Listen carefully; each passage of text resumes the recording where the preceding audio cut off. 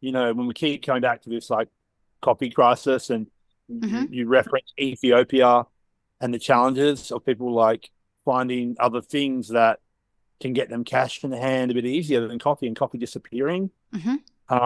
And how do we keep it around? Mm. The way we keep it around, Lee, is that we change people's perception of what the value of it is in the first place. How special of a beverage is it?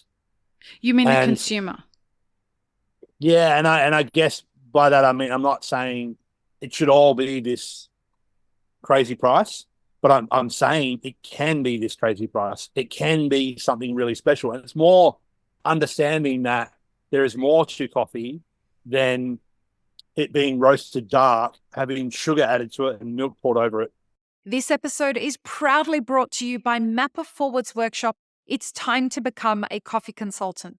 Learn how to diversify your revenue streams and create freedom from your day job while saying goodbye to that alarm clock forever by becoming a consultant within the coffee industry or directly to consumers who have shifted towards home brewing and home roasting.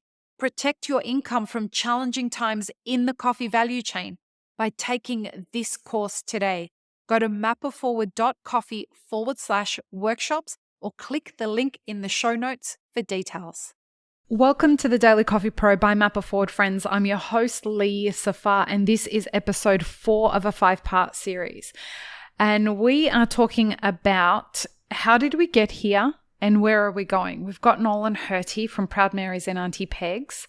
And folks, before we dive into this episode of the podcast, I just want to remind you that if you want to support this podcast, the number one way that you can do that is to share the podcast with your colleagues and your coffee curious friends. That's really the best way at the moment that you can help the podcast.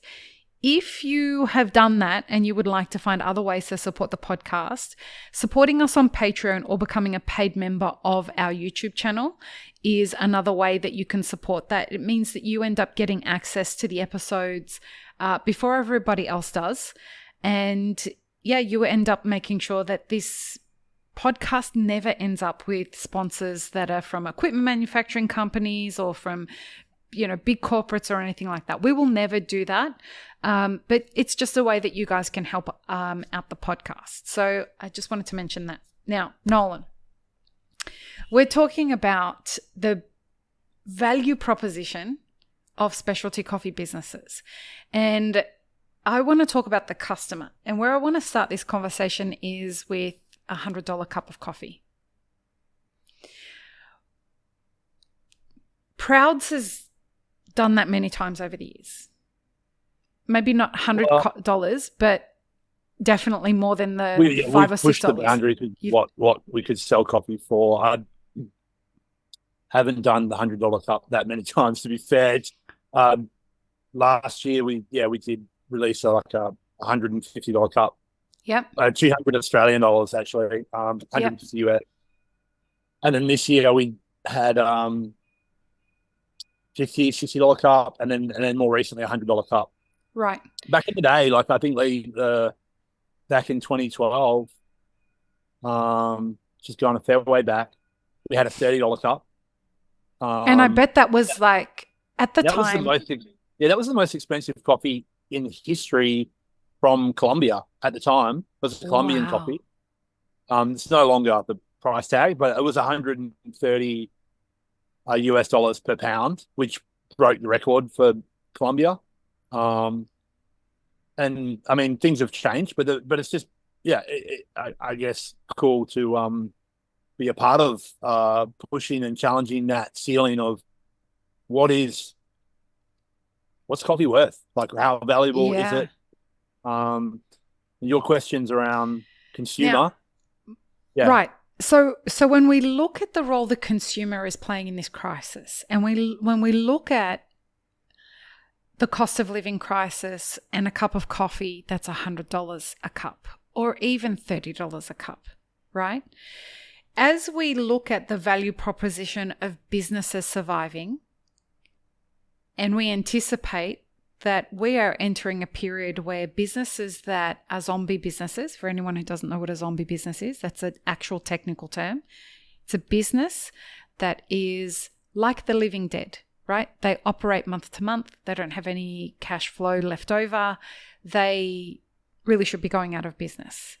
And once they're squeezed, they're gone. We are entering a period which I thought would have happened during the pandemic actually, but because there was so much stimulus money, it didn't end up eventuating to the extent that it needed to. But this period should start to help some of those zombie businesses close. The consumer is playing a different role than what it historically has, because the consumer is really experiencing a level of tightness that it hasn't for a long time. At the same time that we have market saturation and we have our supply chain being squeezed and we have debt all the way from the producer to the consumer. We have a very unique situation right now with a lot of pent-up energy in it that needs to figure our way out.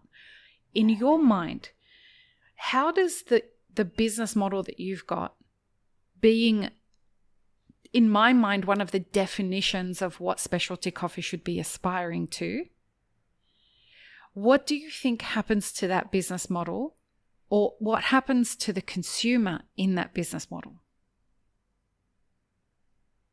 One thing that's going through my mind on this kind of topic is how in the palm of my hand these days, Nolan's holding his phone. I can order whatever I want, whenever I want. I don't have to leave my house.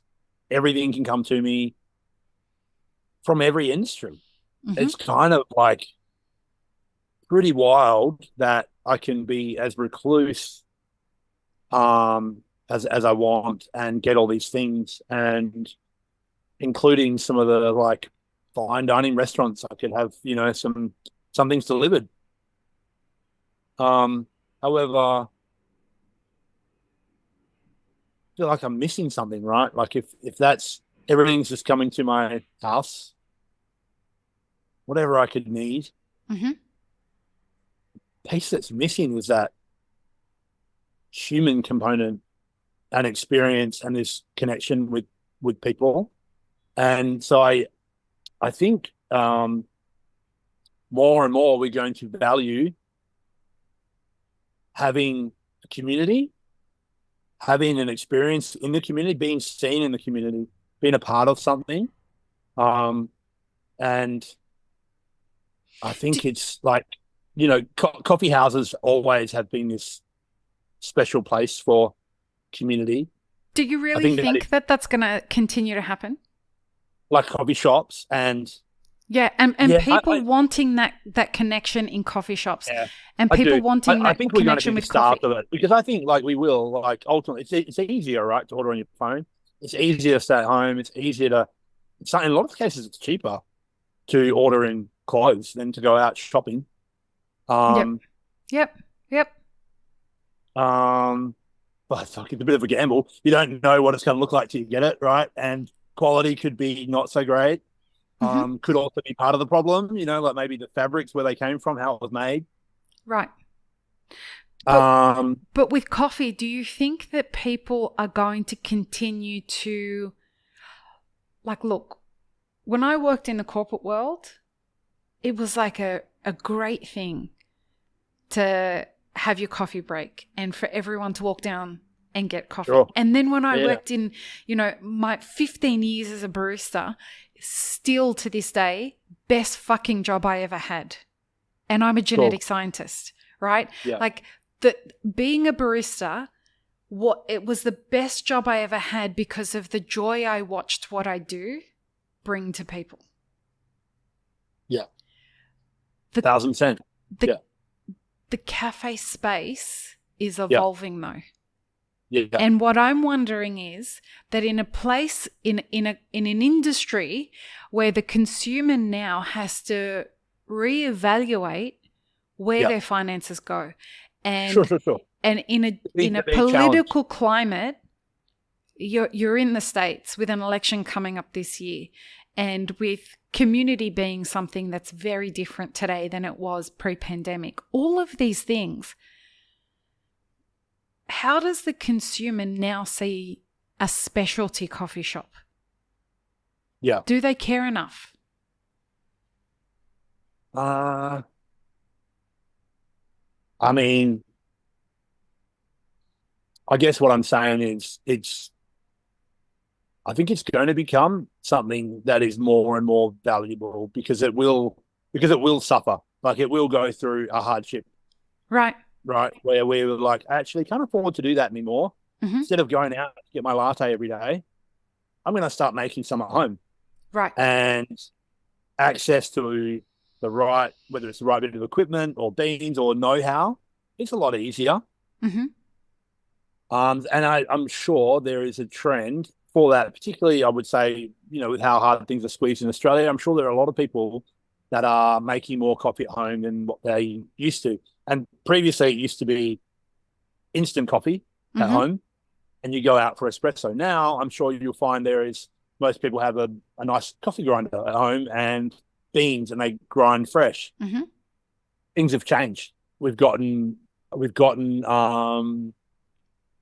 better understanding about what quality looks like, to differentiate from, what was average to what really good looks like. And so, yeah, there'll be a drop, but you will not get that excitement and the unknown and this like connectivity that we have as human beings at home. It won't be there. Not the same way it will be in a public setting where we can Mm-hmm. interact. And so I guess what I'm saying is, to your point, favorite job ever as a Mm. barista. Oh shit. It's fucking awesome. I Isn't it? also I love being a barista and I'm a really cheeky barista and I Yeah, really enjoy that. I same. love sharing, I love poking a bit of fun Yeah. and I love making people smile. Yeah. It really like lights me up inside. Me And too. the first time that I really truly fell in love with coffee, and when people ask me my origin story of how did you start, it always goes back to the first cup that I made and sending it out to the table and seeing this lady grab this cup, have a sip, Yeah. and like the eyes roll back and the Yeah. sigh, and Yeah. it something as simple as making someone a cup of coffee and just changing their day and their mood and just bringing something to them. I love that. It's really special. And I think if you're doing that, if you're out there in the world right now and you are out there bringing joy to someone's day and you're lifting them up and you're making a little special moment for them, you're adding value. You're doing something that's always going to be appreciated. Mm. The opposite, right? When you don't fucking care and you're snooty and you're like, yeah, whatever, and what do you want? Sure. That is something that we don't need more of, that No. I might as well stay at home. Go Um, find the thing that's going to bring you joy, because honestly, like, being a barista for me felt like this huge privilege that I got to stand at an espresso machine, and every morning this cohort of people, of all the espresso machines they could go to, chose my espresso machine. sure. Yeah, yeah. Yeah. It, No, it it's really cool. It's really cool. I mean, same like I did a lot of DJing over the years, yeah. and I really same thing. Like most parties that I went to in my 20s, I was DJing at, and it kind of it helped me deal with the social anxiety of being Yeah. at a party. I knew I had something to do, but I had to set a tone, Yeah. and it was really I loved seeing people connect to Yep. that vibe that we're putting out, and Mm-hmm. it really is a similar thing when we're hosting and allowing people to um, come into our home, our house, Mm-hmm. we call it a shop, for business, but really it's like, for me, it was so much more than that. It was like, oh, this is a real true reflection of all the things that I love, and I want to share it with you. And come on in, let me show you why I love these things. Um, I guess what I'm trying to say, Lee, is like those things will become more and more valuable to us. The around the price, like we started this conversation with like $100 a cup. Mm-hmm. I can understand why that sounds ridiculous. $10 for a loaf of bread compared to like $2, like they're different things. Right. Cigars, I mean, you could really go crazy on a cigar if you want to. A bottle of whiskey, a bottle of wine, the Yeah. supercar that just drove past your apartment. We can get fucking carried away. Um, I'm now, in Dubai, so that's the reference that he's making there. um, is it a bad thing for coffee? Like, I can understand why it'd be like, oh, that's just ridiculous. Like, when we had the winning lot last year from BOP, was $2,000 a pound. And there were several comments that were like, oh, yeah, I bet you they keep all the money and the producers get nothing. No, it wasn't the case, actually. Kind of like it did trickle back, and there's quite a significant impact on the producers and what they're able to reinvest into. And I think that's the bit that, when we keep coming back to this like coffee crisis, and you reference Ethiopia and the challenges of people like finding other things that can get them cash in the hand a bit easier than coffee, and coffee disappearing. And how do we keep it around? The way we keep it around, Lee, is that we change people's perception of what the value of it is in the first place. How special of a beverage is it? You mean the And consumer?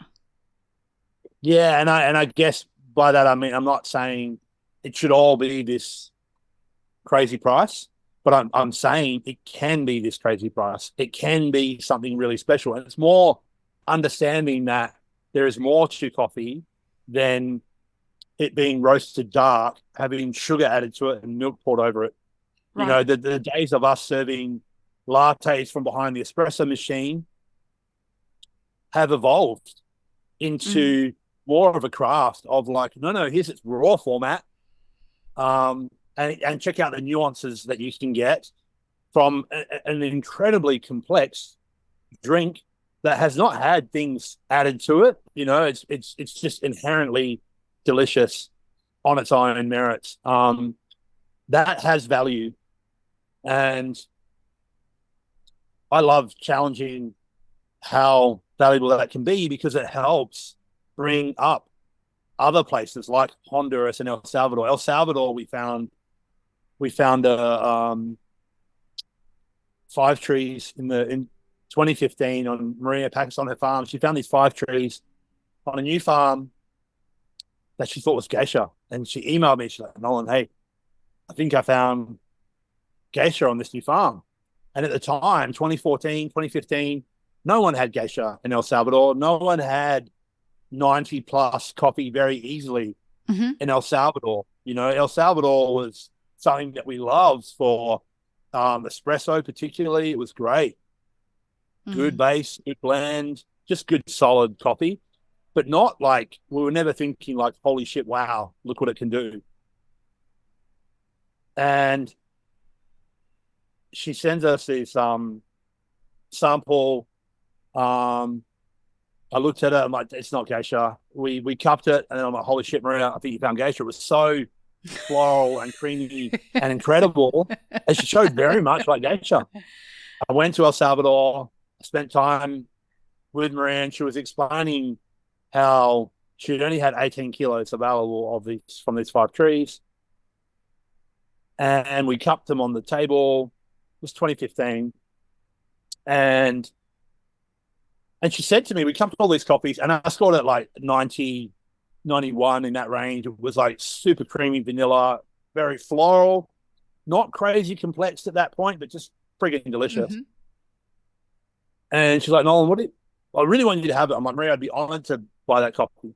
So what would you like to pay for it? And she put it on me, and she put it very generously on me, where she was just Hmm. willing to listen to what I had to say. And so I had an opportunity to take advantage in that situation. And I knew that I was paying $3 to $4 a pound for most coffees from Maria at that time. Back of my mind, I knew that $5 a pound was probably going to get her pretty excited about this. It was more than we were paying for anything.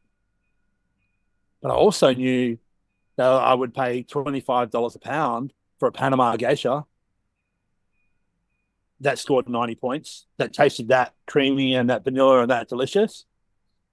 And I knew that I could sell Panama geisha for $10 a cup all day long in Melbourne.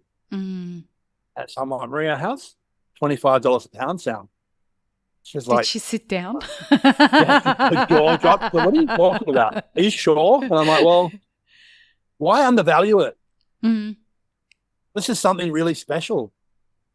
Let's put it on the consumer. I'm going to sell it for $10 a cup. Let's sell it as something really special because it is.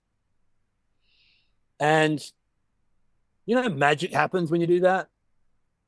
A month later, I get an email from my brother, Alfredo, and he's like, hey, Nolan, great news.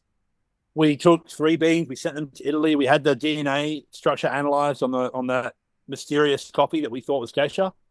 Turns out it's not geisha. What did we just buy for $25 a pound? Um, uh, and it turned out that it didn't exist on the database for coffee at all. It's a brand new varietal. Yeah, it was 70% identical to geisha. It comes from Agaro in Ethiopia, and the closest varietal was Agaro point 2 or something was the closest match to it. However, Wow. doesn't exist. What would you like to call it? And she named it Bernardina Okay. after the farm manager, Roberto Bernardine Merche, that for years, like before she bought the farm, this guy had been trying to tell people, hey, there's these 5 trees. And no one really would listen because they would just get mixed into everything else. And so it's kind of a beautiful story around valuing something, that's really special and paying what it's worth, and the consumer paying what it's worth. And here's what I kind of want to here's what I want to point out for the consumer. Hmm. When you go buy that $20 glass of wine, Hmm. or that expensive cocktail, or that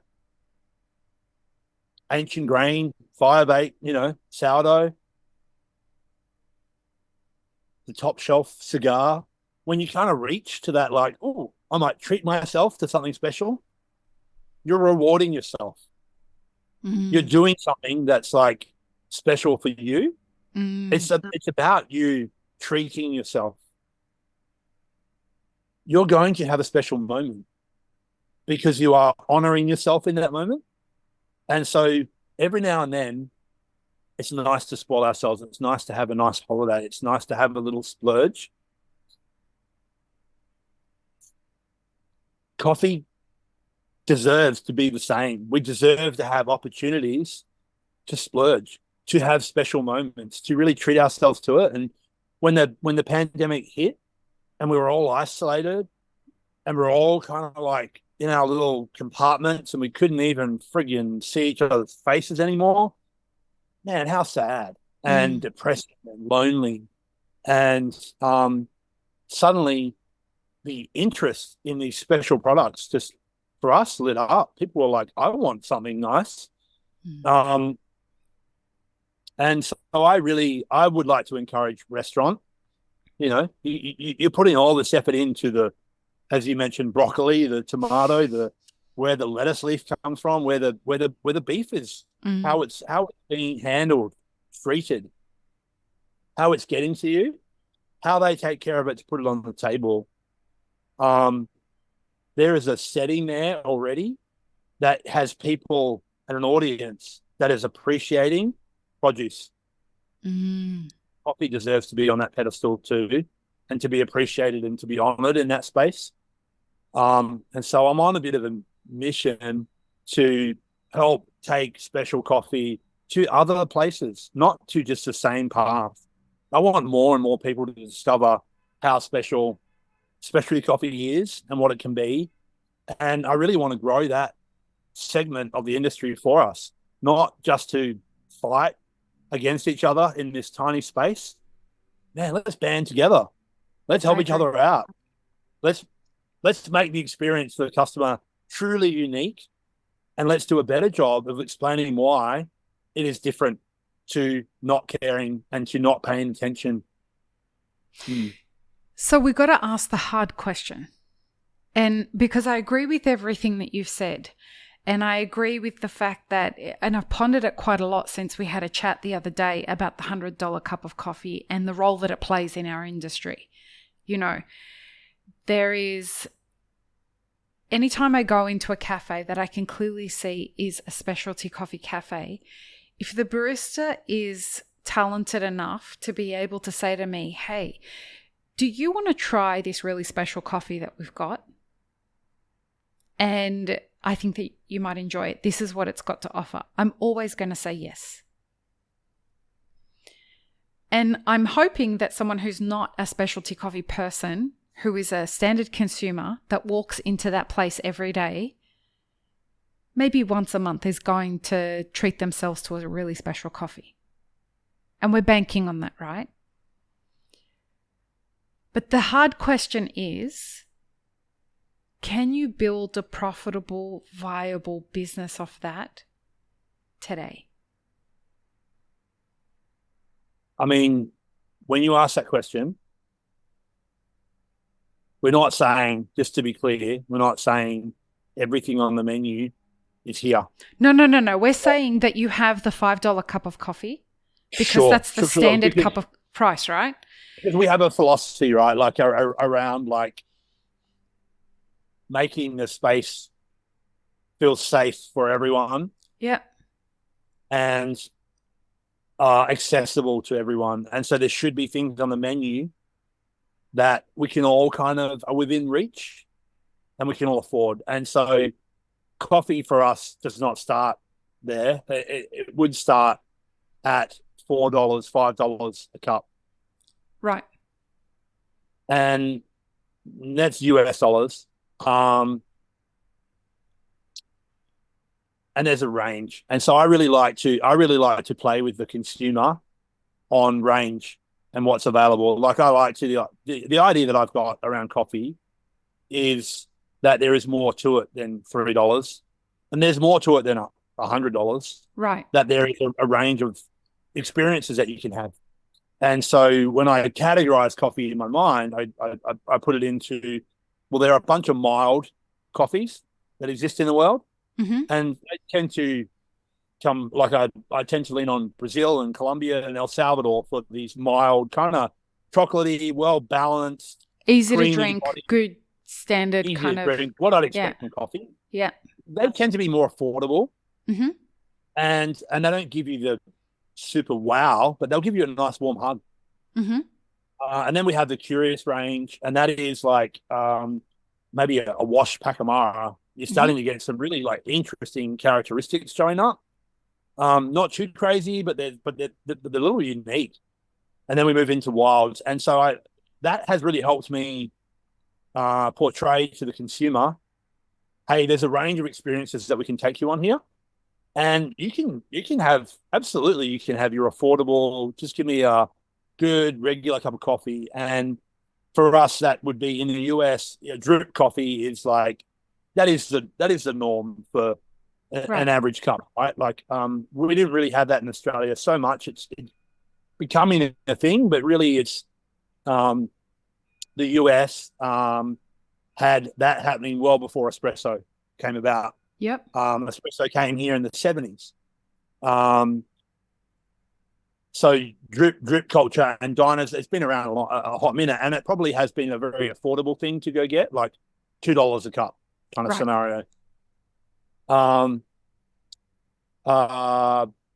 like to use that as a affordable cup to create either a mild or more of a wild experience. And in a mild scenario, that drip coffee is probably going to be a Brazil, right, or an Ethiopian, Right. And I'm going to give the consumer the option to choose. Do you want the mild experience or the wild? Same price tag on that experience for the drip. It's a Because gateway.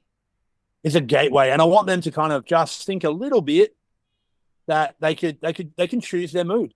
Mm-hmm. But they'll see on that same menu that there is a showcase, and that showcase is intended to be educational, intended to be an opportunity to dive deeper into a country or a farm, and particularly